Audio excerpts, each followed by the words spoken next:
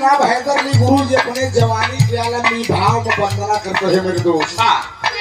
वंदना चाहे 1 मिनट की हो, चाहे 5 मिनट की हो, चाहे 1 घंटे की हो, वंदना वंदना होती है दोस्त।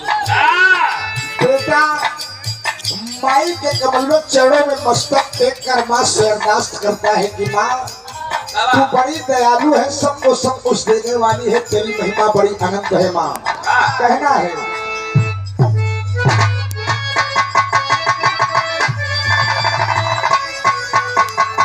अरे माई हमहन माई हमहन,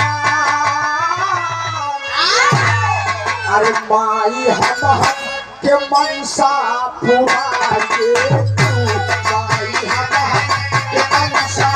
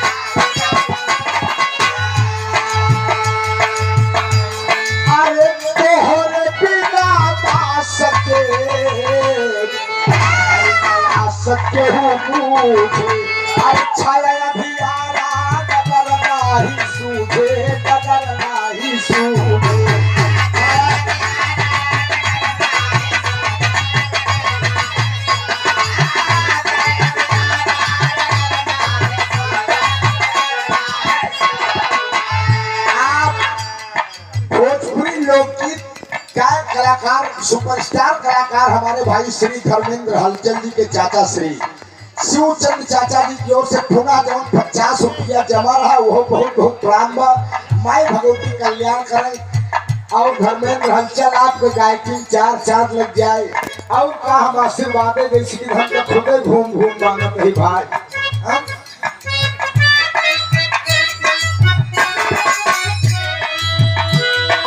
कुछ नहीं हमके बताएंगे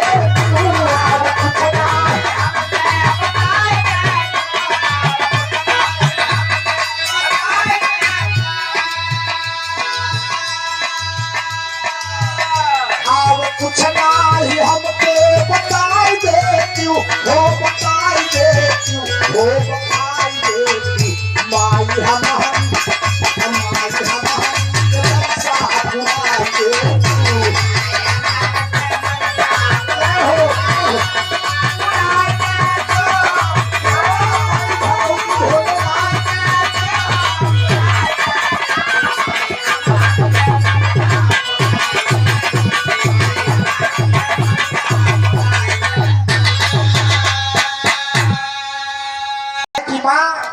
तेरी कृपा जिस पर हो गई उसका लोक ही नहीं परलोक भी समझ गया माँ।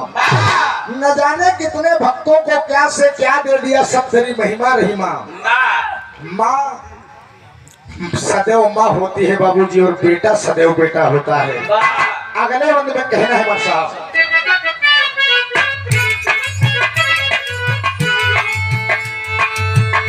अरे माई बिना बेटवा के गाली के हमारा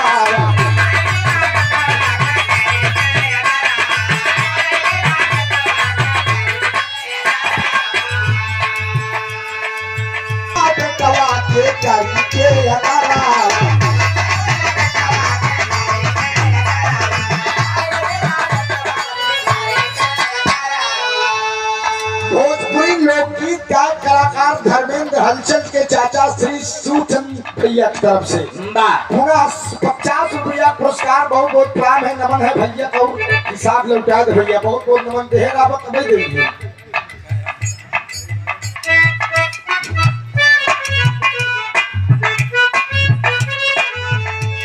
अरे माई बिना बेटवा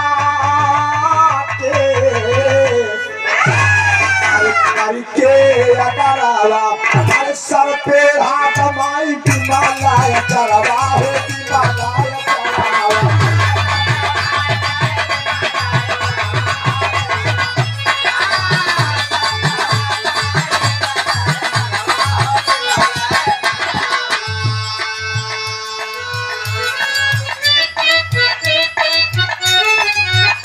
आज महफिल में लजिया बचाएंगे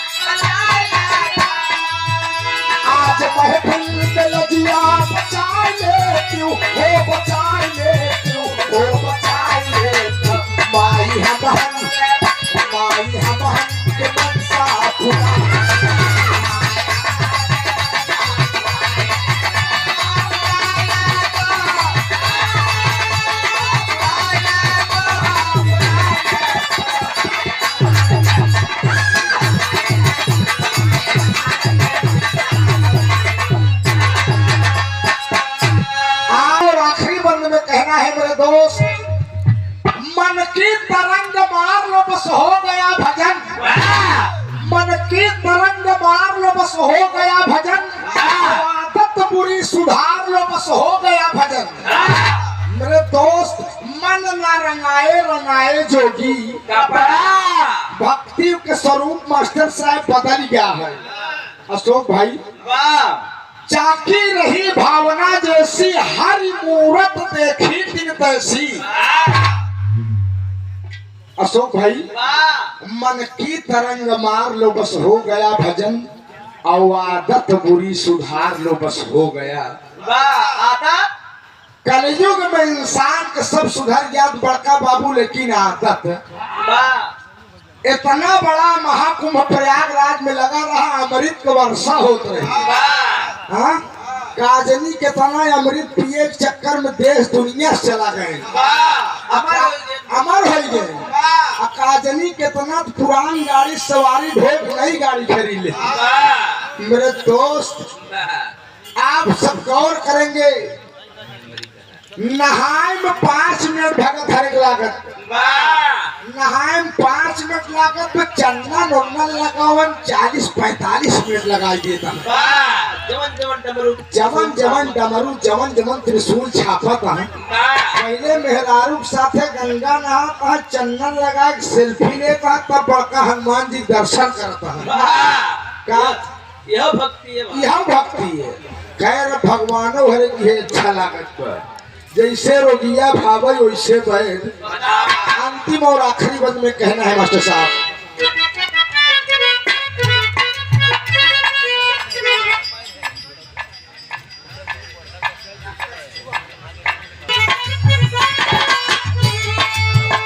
अरे दादा भारी मुंडी लाल भय सपना,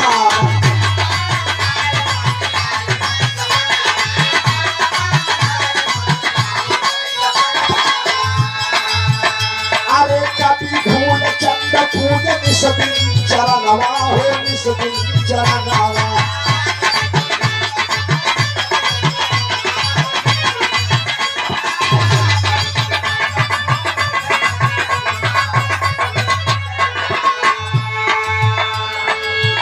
राकेश यादव से बिरहा गवाई दे,